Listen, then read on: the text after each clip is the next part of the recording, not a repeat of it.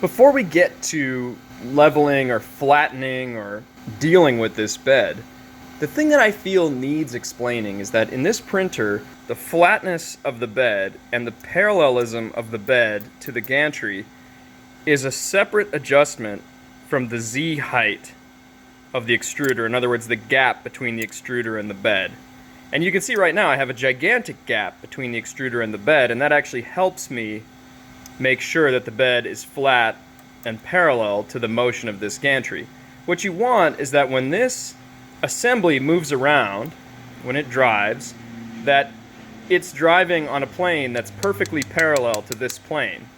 And that's what we're trying to accomplish when we are tramming or truing or leveling, or I like the word flattening the bed, although that none of these really, tramming I think is the closest term that describes making this and this run parallel, or really the nozzle and the bed moving in two parallel planes.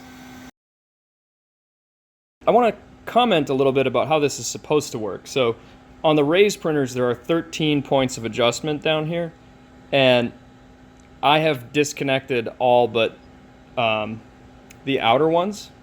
So some of them can't do very much. Like for example, the one where I've got this bulge in the middle that I was talking about earlier, you can't pull down on that bulge because that isn't really attached right there. I mean, it's a screw underneath. What's it going to do? Pull away? The only way that it can affect it is by pushing up. In an ideal world, this bed would be infinitely stiff, and it would be made of materials that all expand at the same rate as they get warm. Unfortunately, we don't live in anything like an ideal world, and we've got aluminum and glass together, which have different CTEs, coefficients of thermal expansion, meaning that the glass and the aluminum grow at different rates as they heat up. And we also have these clamps holding they're paper clips, but we have these clamps holding these things in place, which cause micro pressures here and here. All of this, and also these are thin, right? This glass is like 3 millimeters, aluminum is like 3 millimeters. None of this is very stiff, right? I could take that piece of glass and actually cause it to bend a little bit just with pressure from my hands. In an ideal world, this would be perfectly stiff and all made of the same material. And if that were the case, 3 points define a plane. So we would have one adjuster here, and one in the back. And those 3 points could tilt that infinitely stiff plane about until it was planar with the plane of motion.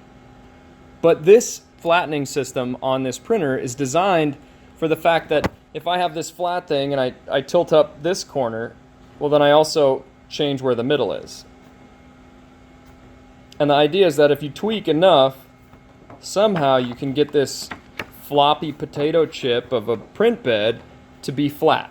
And it's true, you can. You don't need to use every adjuster down here, but with enough tweaking, you can get it pretty flat. So, there I'm 1,000th above zero. Okay, here now, it's been sitting here cooling off for a little bit. I'm a little bit below. Here I'm a little bit. If I tap it, I'm pretty much at zero. Pretty much at zero. It goes on, and you can chase this pretty much forever, trying to get it just right. But a few thousandths of difference is not the end of the world. It's where you get up into 4 or 5 thousandths that you're talking an entire layer height, where you really end up with a challenge.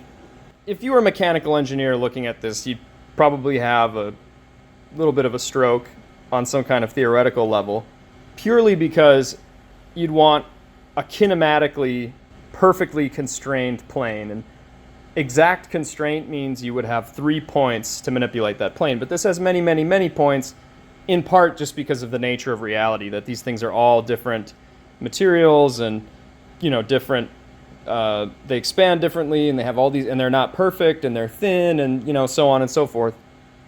So I just wanted to point that out and make it clear that this thing is not ideal, and that's why it's set up the way it is. Alright, it's my intention to give you a demonstration of how to level the bed. What I've done is I've actually hot glued this indicator here and on the back, so it's held in 2 points. They might go, oh, Daniel, that's a terrible mount. Look how much it's wiggling. Well, actually, that's how much this whole assembly wiggles when you touch it and not much more. So that's not really material to what we're doing. This will allow it to be stiff enough that I can manipulate it and keep going, and I'm not concerned about it moving around. Okay, so I'm gonna attempt to show you how this bed flattening mechanism works. And it's a little tricky because, well, it's a little tricky in general. So the first thing I want you to see is that there is a nut right here, and then there are two screws, one on either side of the nut. Let me see if I can focus on those. Yeah, that's better. So these two screws push the plate up or down, and this one pulls the plate down so that it touches these two screws.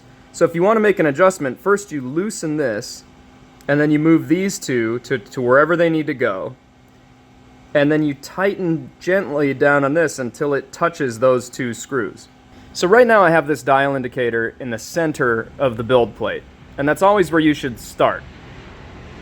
And I've adjusted the dial indicator such that this is on 0, and that's just a convenience to me. You don't have to do that. The dial indicator is touching the bed here, and it's on 0, and I'm just going to drive it toward us.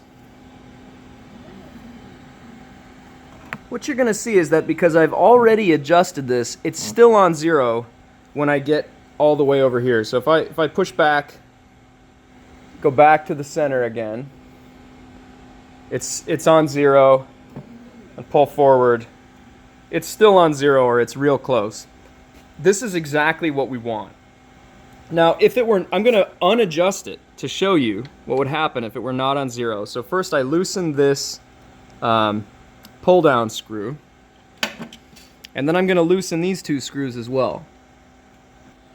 What you'll see is when I loosen this one, so now everything's loose but this one, it's going to drop.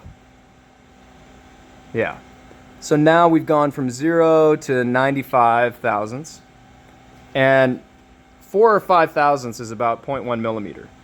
So that's it's a big problem. Like if it were that, and so now that we're at 5 thousandths, let me drive back to the center.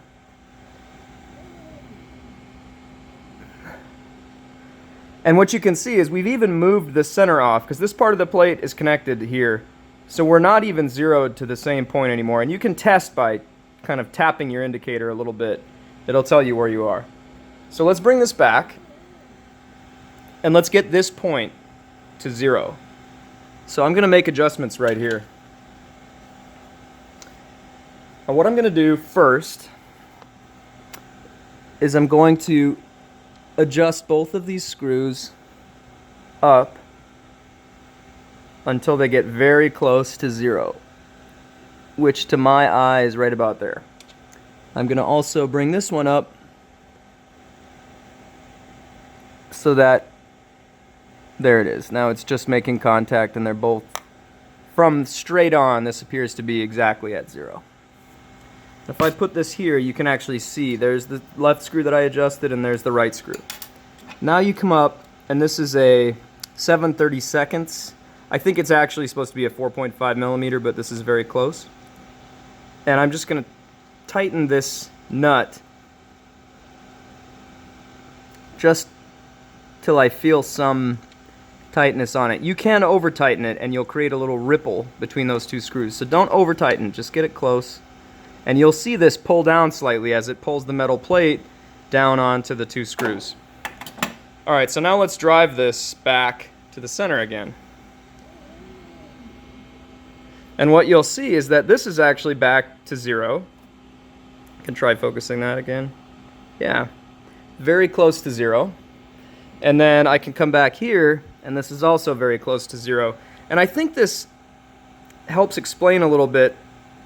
There we go. Sorry, I'm manually focusing on this smartphone. It's a challenge. I think this helps explain a little bit why you need to go and do a sequence of points and then redo them. Because like if I lift up this corner, it's going to affect this corner as well, or it's definitely going to affect the center. You'll create ripples and different patterns in this glass. And what you really want is for it to be as flat as it can be, or as parallel to this as it can be. So you need to go make adjustments like that, do another point, make an adjustment, do another point. Yeah, so I'm gonna go ahead and finish this job by making a whole round of adjustments on time-lapse.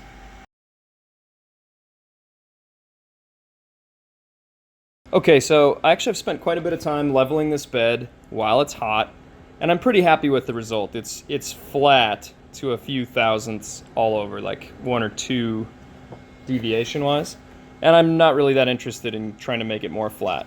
So as long as I'm at it, what you can see here is that we're now a little bit below our 0, and I've got this bulldog clip attached so that it's fully biting the edge. Now watch what happens if I back it out so it's just barely biting the edge. We go right to 0.